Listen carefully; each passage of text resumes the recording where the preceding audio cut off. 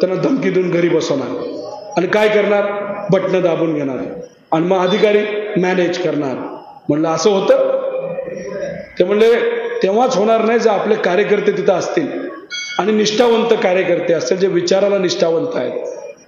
मग आता हे जे काही कुणी मला सांगितलं की बूथ कॅप्चर होणार, तर हे आपण कॅप्चर करून द्यायचे का नाही द्यायचे? तिथं तुम्हाला दाबलं जाईल ना, ही मलिदा गँग येईल ना, बघतोच करतोच, तर काय करायचं?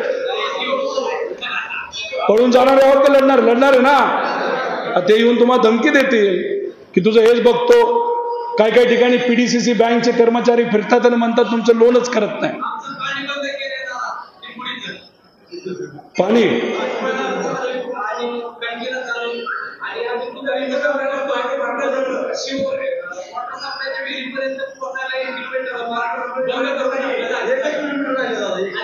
अरे तुम्ही विधानसभेला मायनस होता. नाही विधानसभेला मायनस होता तुम्ही.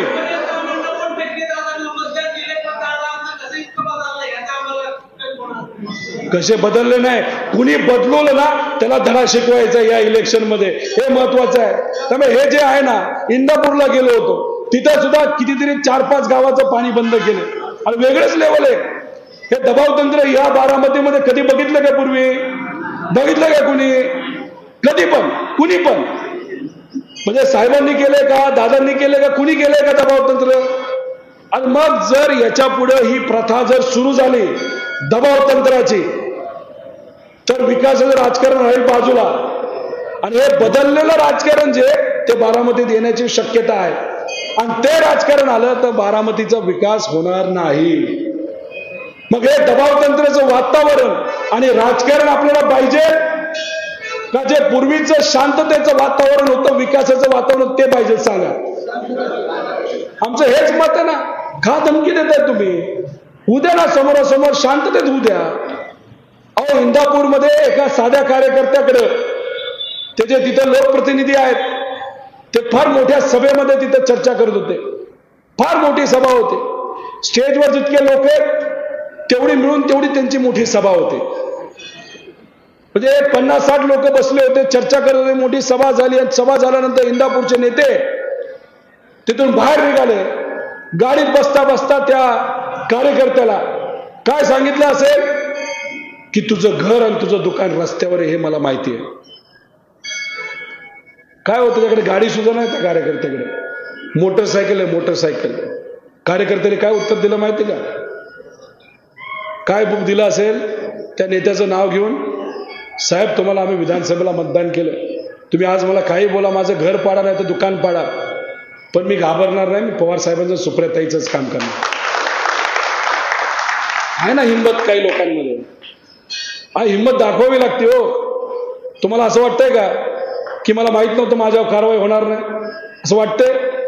काय माझ्या पोलिसांची कारवाई झाली, माझ्यावर बरेच काही लोक येऊन गेले, ते तुम्हाला माहिती. तुमच्यातले काही लोक मुंबईला सुद्धा येऊन गेले होते. आणि मग ह्या सगळ्या कारवाई होणार आहे हे माहिती असताना जेव्हा आपण भूमिका घेतो त्याला आपण खरी भूमिका म्हणतो, आणि ती भूमिका आपण सर्वांनी घेतली, तुम्ही घेतली, या नेत्यांनी घेतली. त्यामुळे बूथवर आपल्याला लक्ष द्यावं लागेल. तुमच्यातले अनेक लोक बूथचे कार्यकर्ते आहेत, पण मला आपल्याला सांगायचं कमीत कमी एका बूथला आपल्याला 20 लोक लागणार.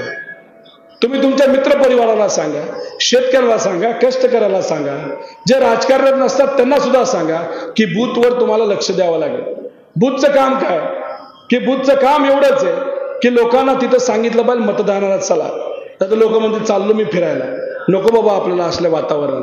त्यांना तिथं घेऊन जाणं, कोण आपल्या विचाराचे, कोण चुकीच्या विचाराचे, त्यांची यादी तिथं काढणं, त्याच्यानंतर लोकांना तिथं मदत करणं. स्वतःची गाडी असेल तर 4 लोकांना तेव्हा बसवायचं, मोटरसायकल असेल तर त्याच्यावर 1 लोक घेऊन पुढे जायचं. हे बूथचं काम. आणि बूथ कॅप्चर करण्यासाठी जर गुंड आले त्या गुंडाला उत्तर द्यायचे. 4 गुंड आले, आपण 10 लोक असो तरी ते गुंड पळून जाऊ शकतात. कारण गुंड किती गुंड असला तरी त्याचं जे हृदय असतं ना ते लय कमकुवत असतं, लय कमकुवत असतं. त्यामुळे तुम्ही तुमचं धाडस दाखवलं तर त्या गुंडाच्या समोर तुम्ही थांबू शकता. त्यामुळे बूथवर आपल्या सर्वांना लक्ष द्यायचं.